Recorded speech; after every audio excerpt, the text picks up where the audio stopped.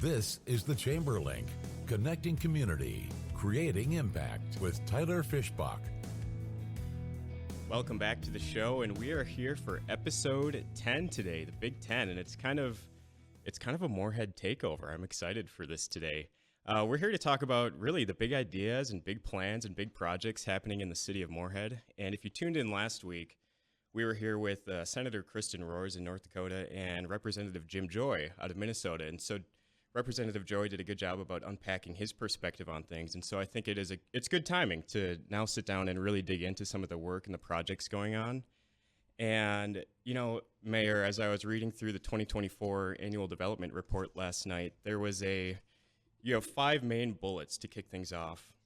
Well, what is it? We have 5 big ideas in a 5-year plan is how it starts. And Yep. I think the 5 bullets really can be a good frame for today's conversation. Sure. And it was investing in downtown, creating great experiences in existing and new places, connecting neighborhoods, fostering sustainability, and supporting and celebrating business.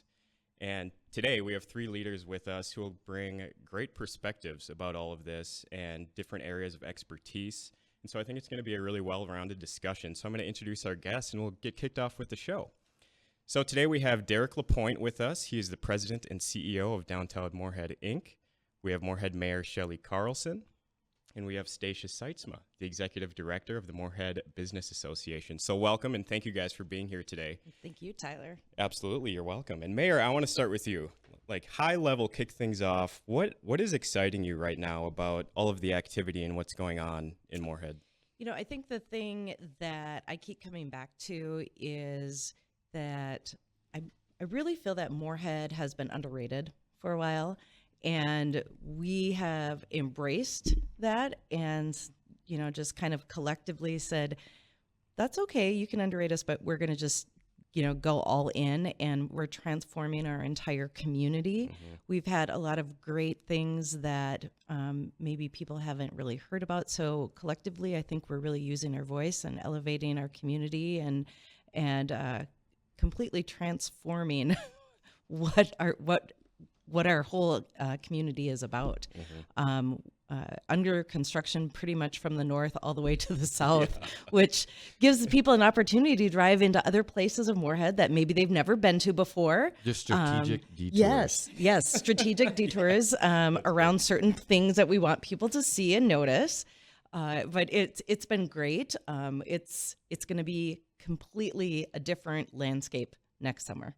That's really exciting. Well, and even already, I remember when I first moved here as a college student in 2010, even that year compared to where we are today, it's already crazy with how the town has changed. And so I'm very excited to see what's next. I mean, to your point, there is a lot of construction, but underneath that and that maybe slight annoyance of having to take a detour, there's excitement because of what's going to pop up. So Derek, I want to start with you. And before I ask the question, can you give us maybe a quick rundown of what your organization does for folks who might not know exactly what your role is? Yeah, absolutely. So President and CEO of Downtown Moorhead Inc. It was a nonprofit established in 2018. Really at that point in time, it was a bunch of the private leadership of some, I'd say some strategic companies in Moorhead and our higher ed partners and some public partners that really wanted a change in downtown Moorhead. They were seeing, obviously, the change in downtown Fargo, the investment that was happening there. At that point in time, the lights was starting to become the concept too, and people didn't want to get left behind. So I took that role on in the beginning of 2018. 6 months into starting, there was some changes within the Moorhead Economic Development Director position, and through just some great partnerships with now City Manager Dan Molly and our Economic Development Authority, we entered a contract at that point in time to do economic development citywide. That's kind of blossomed to just taking a different approach where, you're talking about those 5 big ideas, still have a priority in seeing our downtown change and the importance of rehabilitating an area like that, but also see the strategic growth in with our whole community growing. We're going to see positive change for investment and business growth, et cetera. So yeah, it's been citywide. I also say now that we are doing a lot for Clay County too. we've kind of been the arm to be the direct kind of pipeline for the state of Minnesota and the Department of Employment and Economic Development, as well as just kind of assisting with other economic development professionals within Clay County and give them the resources and tools to be successful and ultimately, again, see this whole region grow in a positive way. Yeah, and that's a big idea. I know recently on some episodes we've talked about the Fargo Airport, we've talked about the Fargo Convention Center, and how yes, these things are maybe located in Fargo, but really how it serves the entire region. When one area thrives, we all do. And so I'm curious, Derek, if we just want to get into it, what are some of the key projects that you're excited about that people can expect? Yeah, there's a lot, as the mayor mentioned. I mean, quite frankly, just everywhere you look, we got something going on. But I'll say some big ideas to kind of go on that same theme. Certainly what we're doing in downtown Moorhead is really incredible. I can recall when I first started in 2018, the first 6 months of kind of walking out of meetings with my tail between my legs and saying, what am I doing here? I had developers that said, we sold all of our property in Moorhead 20 years ago and we're not coming back. And now I look at what we're doing and I'll just say I respect all the businesses that were in the Moorhead Center Mall and what was happening there, but we were just in a very different environment from a retail perspective, from just what was needed in that core, and we had kind of lost touch on it. We were, I would say, a central business district, but we didn't have the density to really support that, especially when you have other areas that can be these retail centers like West Acres and other spots. So excited about where we are in downtown, where people gave us no hope, and we're seeing crazy and fun investment in that area. So that's one. I would say certainly the Sustainable Aviation Fuel Project that DG Fuels announced about a year ago now. As I was mentioning to you, Tyler, as we were walking in, I just came back from Minneapolis from Greater MSP hosting a Sustainable Aviation Fuel workshop where the chairman of DG Fuels was there, had some really good conversations. There's just some positive energy around that. We understand it's a huge project. The latest number I got from an investment standpoint was $7 billion, so up $2 billion from just a year ago. That's monumental change for Moorhead. If we can get that project, the number of jobs that creates, we talk about lifting the region. This would be the largest project the region has ever seen. And we're excited about it, excited about the partnerships that we've created with the state as well as the federal government, and hoping that we can unlock the credits that make sense of it too. And I'll say that the last thing, and there's so many more I could touch on too, but the one that's, I'll say, intriguing, and we still got to learn a lot more, is obviously this White Earth Casino conversation too, just basically across the street from this DG Fuels proposal as well. And there's a lot to uncover, but we've been having great conversations with leadership, whether that's city and county leadership, as well as the White Earth group too, to just understand the full dynamic of it and what it could mean. And I know there's a ton of questions about it, and there's still a lot to uncover, but we're talking north of $500 million of investment in that site as well. So between downtown, the White Earth Casino conversation, event center, et cetera, hotel, to this DG Fuel, we're talking north of $8 billion of projects that are on the horizon in Moorhead. Oh my gosh, that is. If somebody wild. would have said that 8 years ago, like I was actually having a conversation with our city manager, Dan Molly, as I was driving back from the cities, and we just, every once in a while you have to step back and be like, where we started, where we're just begging and pleading for people to give Moorhead a chance to talking about those types of numbers. It's pretty exciting for sure.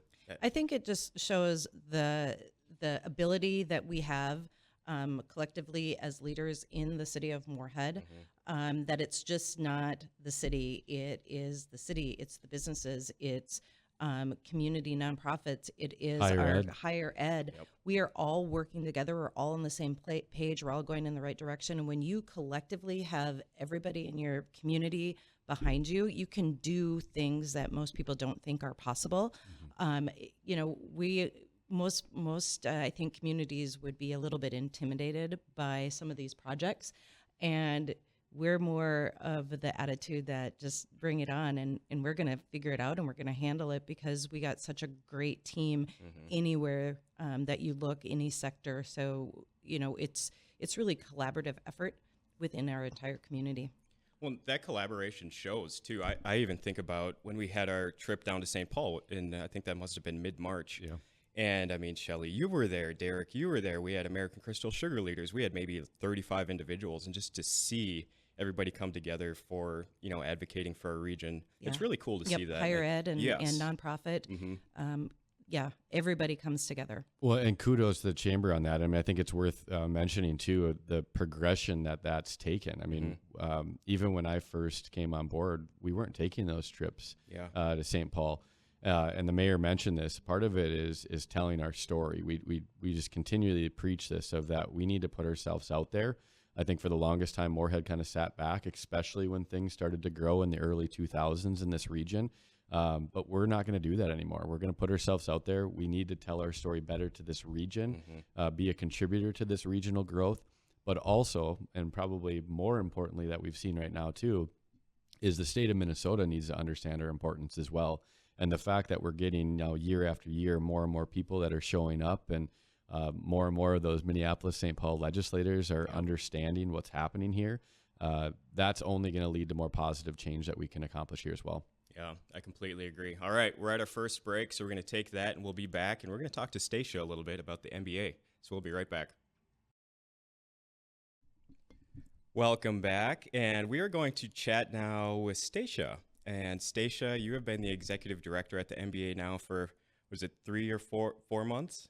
3.5 months? Almost 4 months. Almost 4 months. So how are things going? What's going on with you? And similar to what I asked Derek, if you want to give people just a high level of what the MBA does, I think that could help just let folks know and help frame the conversation in your perspective. So yeah, how's it going, and what do you guys do over there? It's going great. I mean, obviously filling the role of Sherry Larson was kind of intimidating and slightly overwhelming at times because she did such a good job of bringing connections together within the community. But she did pass the torch on very well and introduced me to people and still being that cheerleader within the community. So like lots of props there. I feel like I got a real warm welcome.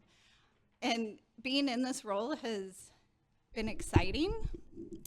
And Moorhead has made it easy because the community is so unique in the fact that they all rally together so hard.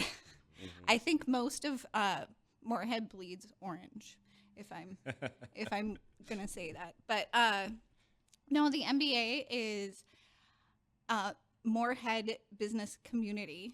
We do have members with all the way from Fergus to Grand Forks, but it's essentially located in Moorhead.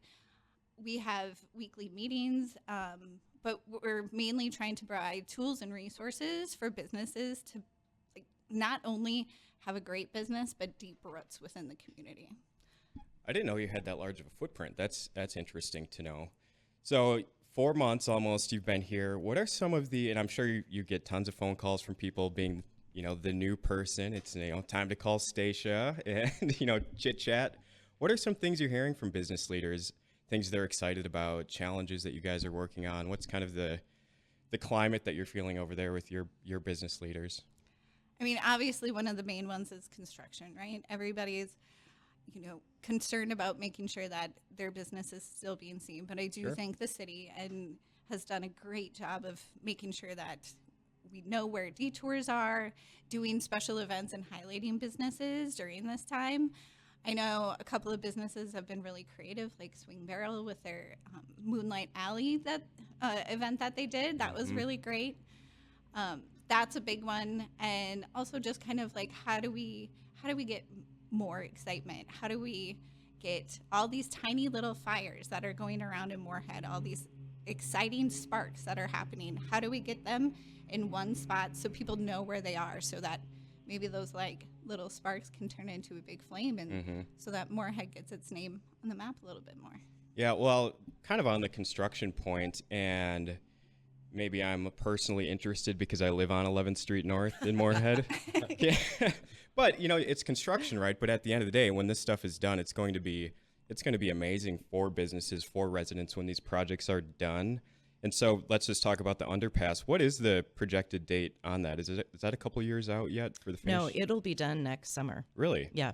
And it's really interesting with that project. You would think the city would be getting dozens and dozens of complaints around the noise, around the detours. And last year, when I was going around with Police Chief Shannon Monroe, when he was still the chief, we were going to all the Night to Unite block parties. And I even invited complaints. I'm like, what do you think of the underpass? And I just kind of braced myself. Not one complaint. Not one complaint. Collectively, the response was, well, we're used to detouring around 11th Street anyways, Right. so it's really not that different.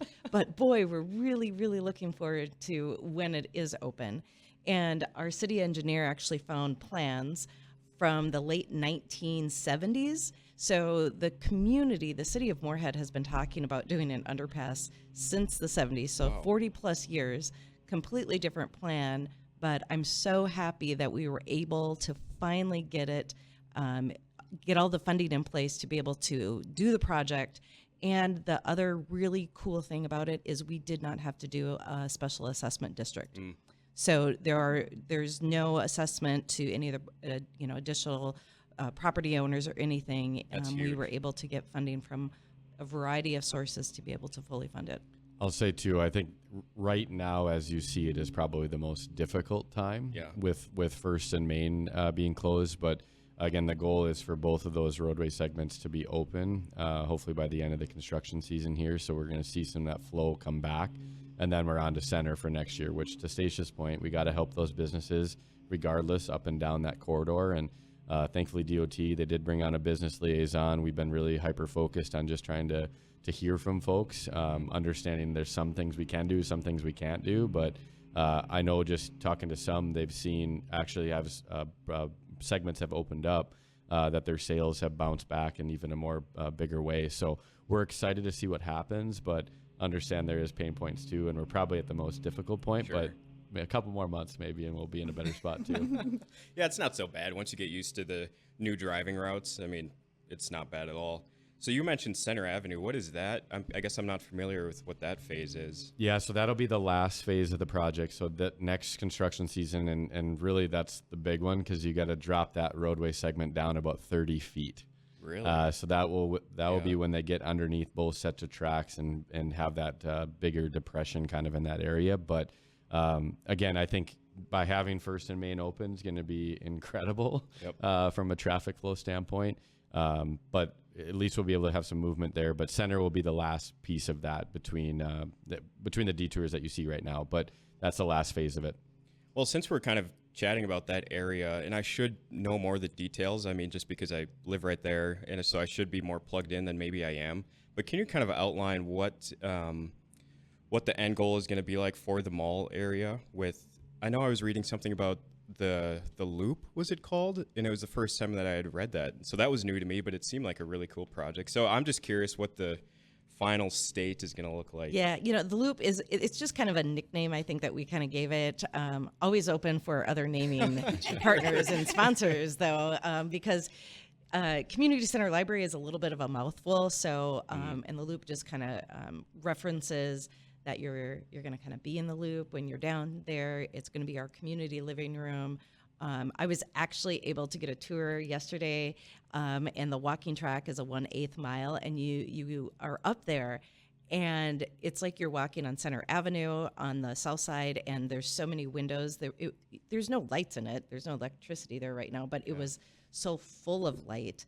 And it is so fun. We were talking about, you're not going to be surprised at all with this, Derek. Our city manager, Dan Molly, is like, I can't wait till we can have a mini golf tournament here along the track. And I was like, I like that idea. I know, That's I like it too. And I'm like, and we could do some cornhole, like a cornhole tournament all along. I mean, the possibilities are endless. And I keep thinking back to expect the unexpected.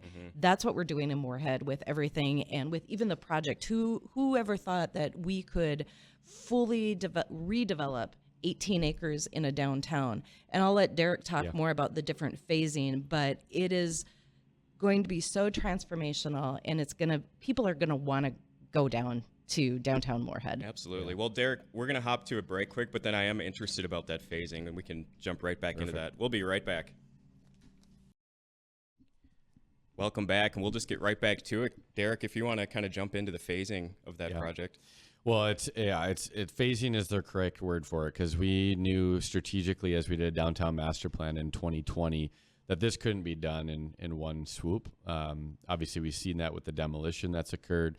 We're adding new roadways. We're adding, I think, 4 new roadways in that with Red River Avenue, Minnesota Avenue, and a new extension of 4th Street and 6th Street. So it's just exciting to kind of see the infrastructure that goes into it. And a big kudos to our engineering team that was able to coordinate all those utilities to come in one trench. There's just not many times when you get the opportunity to rebuild a downtown, and that's what we have. And certainly what you see now, and the mayor's mentioned it with the Library Community Center, that's going up. We have Mr. Kevin Bartram that's doing a mixed-use project right now on the east side of the project.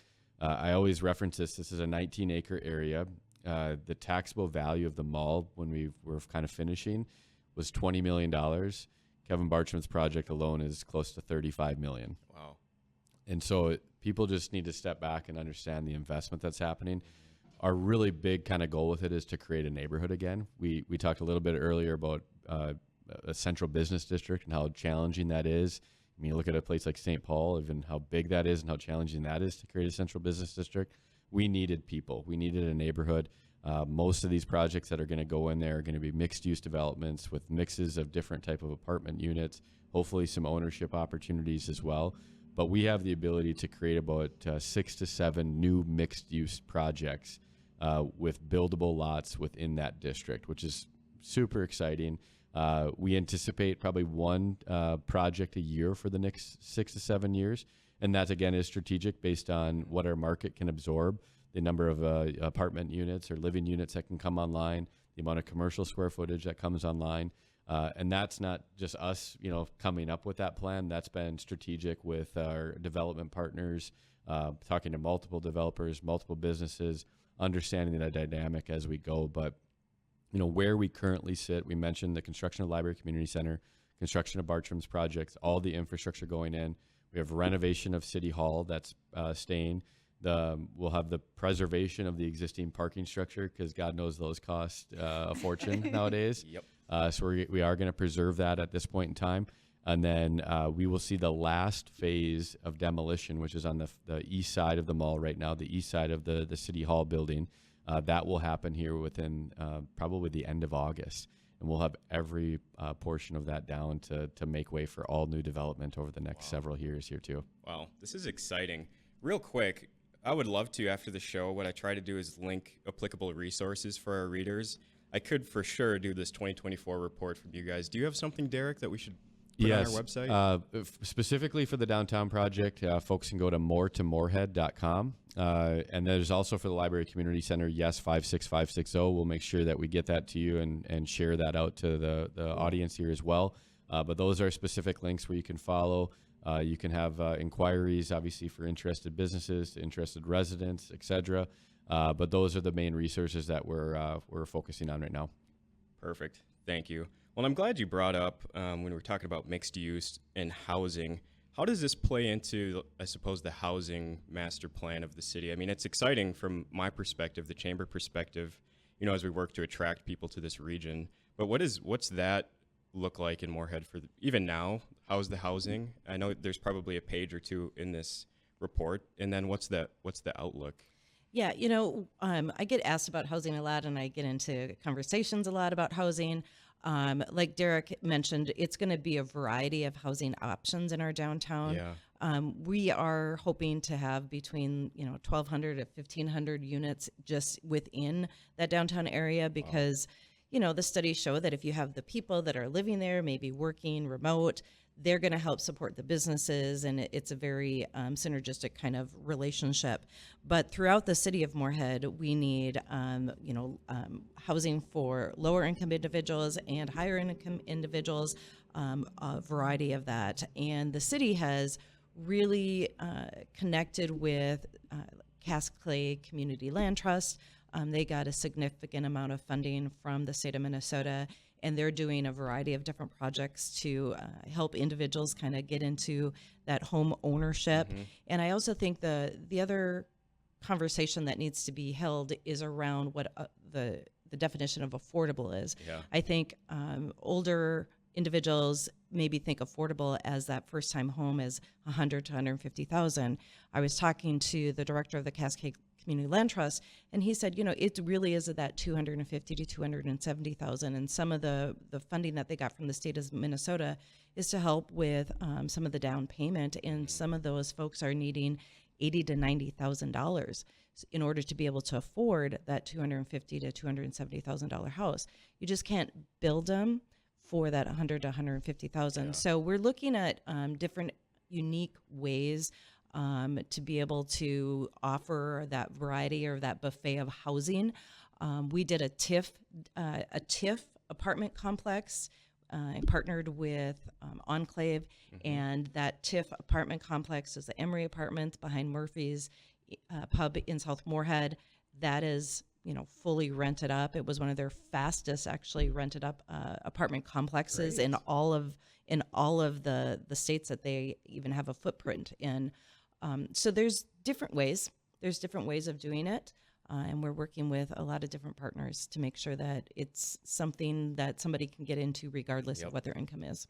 I'll just add real quickly. I think, as I mentioned earlier, we were so underbuilt for such a long period of time. Where we're sitting right now, you look at all the multifamily that's been built in South Fargo and West Fargo. We didn't have that wave of it either. Now, some people are critical of the multifamily and what that means for the long-term growth. But the reality is that is a housing option for folks right now too. So as the mayor mentioned, having Enclave really step forward and do those couple projects just south of the interstate. Talk about another project that was kind of a crater was that old hotel site. I mean, that was a bear that sat vacant for probably 6 to 7 years, right? So to see that revamp with 200 plus living units there, and majority of the stuff are fully occupied. We can see the vacancy rates, and they're producing for us, and that's going to, in turn, lead to more development opportunities as well. We got to be critical and strategic with single-family housing starts, which we are seeing great starts in Moorhead too, especially over the last 3 years. But we'll hopefully kind of build that wide range, as the mayor mentioned, wide range of living unit opportunities for folks as well. That's great. And, I think maybe we could unpack incentives a little bit, because not everybody's always familiar with, what is a TIF? How does this work? Are there other incentives going on around town that maybe we could touch on? Yeah, I'd love to. We might not have enough time for it, but I'll be as brief as I possibly can. So that was one of the big things when I first came over in 2018. I was doing a lot of the economic development work with Jim Gilmore for the city of Fargo. So I was doing the Renaissance Zone, saw that, built a lot of quality relationships with developers. The one thing that I saw when I first came over is we had great tools. People didn't know about them. Or, and this is going to sound critical of some developers, but they know what they know.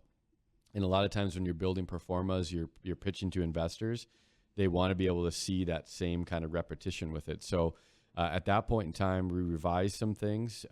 We have a Renaissance Zone in our downtown core, very different from the state of North Dakota. Sure. It's not a state program. It's our local control, but we can give a 5, 10, 15-year tax exemption for property tax there.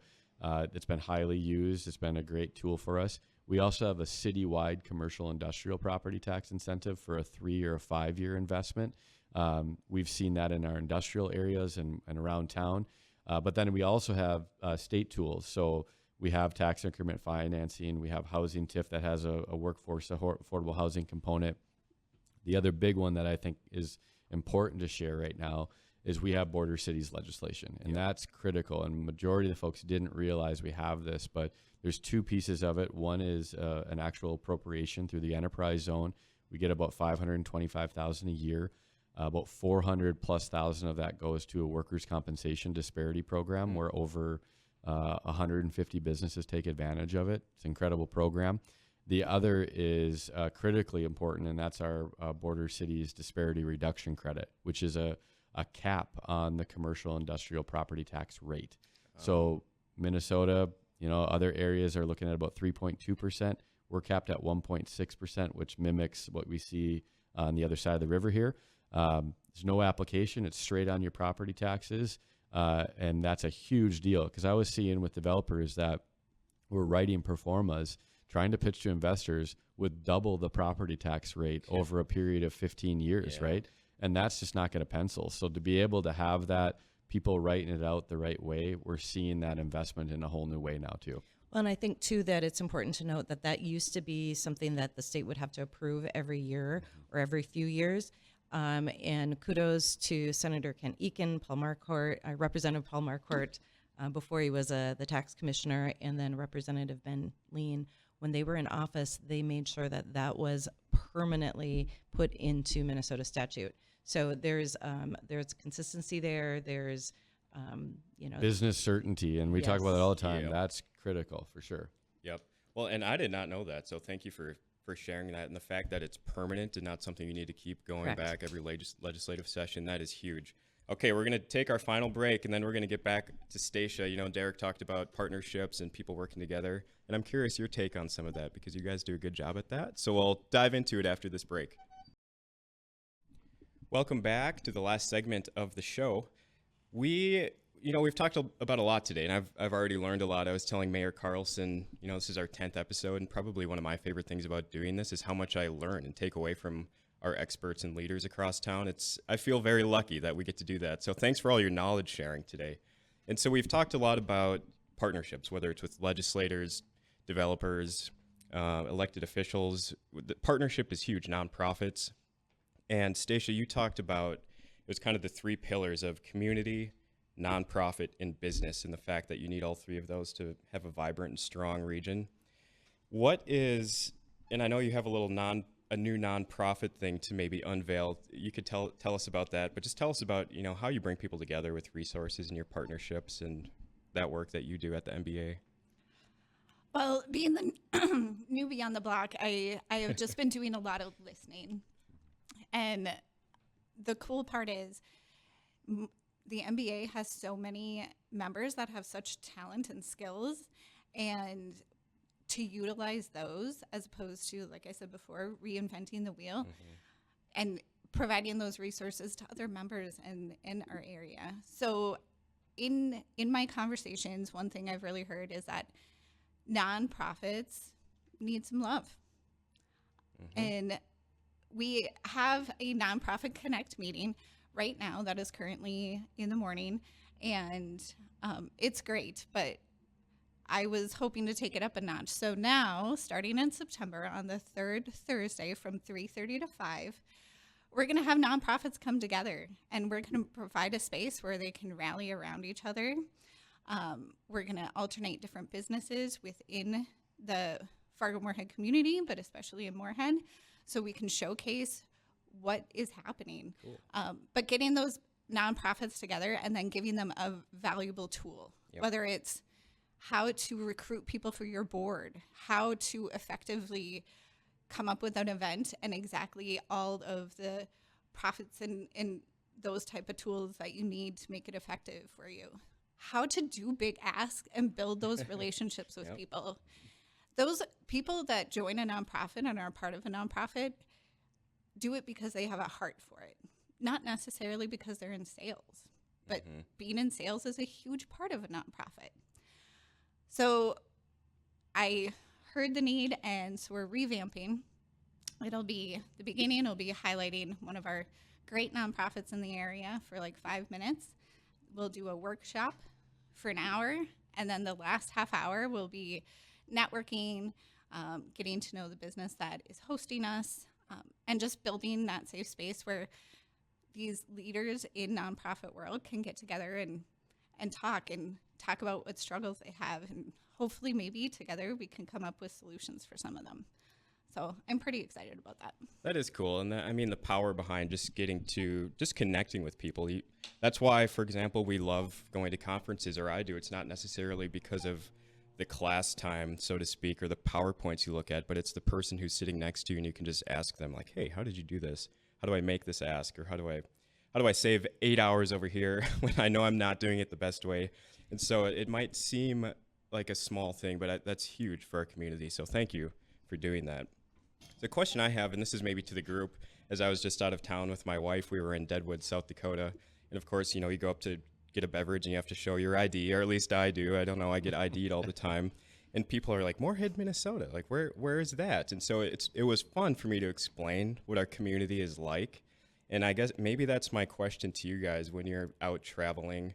What is something that you're really proud of that you either share with people, or what's your pitch about Moorhead? Like, why people who don't know, why is this place awesome? Why do you come here? I'm curious what your guys' take is on that. And anybody can take it, but Well, I think I'm obviously a huge cheerleader and a huge advocate for the city of Moorhead, and I really talk about how we are transforming our community. But we are a town of 46,000 people that we have grown 70% in the last decade. We have 3 institutions of higher learning. We have a private college, we have a public university, we have a 2-year technical college, which is pretty phenomenal for a community of 46,000 people. And then we have our career academy. So we are, really leaning into education.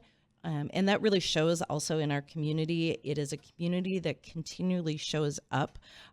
Stacia talked about that they show up and they show up hard. It's because there's this untainable, but you can, it's palpable, the loyalty and the pride that people have from being from Moorhead. And, we all rally together, and it's kind of one community for all. We're very inclusive. There's a lot of diversity, and I think it just makes the whole fabric of our community just absolutely beautiful. Mm-hmm. Only thing I'll add on it, because the mayor speaks so beautifully on it too, and she's been a great champion for us as well. But we've been saying this, and obviously this region knows it too, but what we've really been saying to the state of Minnesota too is this is the 2nd largest metro in the state of Minnesota. Clay County is the 4th fastest growing county in the state of Minnesota, the only one outside the metro. We are growing here. We're growing for different reasons than the metro too. So our ability to unlock and to have this growth, have this workforce talent pipeline that's here through this education system that's so highly regarded too. Like, we're in a great position to see some massive regional growth. And I agree with you. The loyalty, the Spud pride, right? I didn't grow up in this area, but we've certainly been embraced in this area, and the Spud pride is real for sure. And it's fun to be a part of. It is. It is fun to be. It's fun to brag about where you're from, right? That's the best thing. Okay, we have maybe 30 seconds. Stacia, I'll start with you. Is there any ask or anything you want the business leaders to know, to engage with, or to check out, or what do you got? If you feel like there's a talent that you have that you can showcase, or that you think there's a need that the MBA can help with, I would love to hear about it. I'm all ears. That's fantastic. Okay, we're getting towards the end. I really encourage you to tune in next week. Well, the next 2 weeks, we're actually going to be back with Mayor Olson and probably Peyton from his team. And so we're going to have a similar conversation about all that's going on in Dilworth. We're going to be talking about technology and AI, I think the week prior to that. And so we have a good lineup. Thank you for tuning in. Thank you 3 for being here. That was a great show. I learned a lot, and we have resources to share. And so that was a huge win. So thank you. And we'll be back next week. Thank you, Tyler.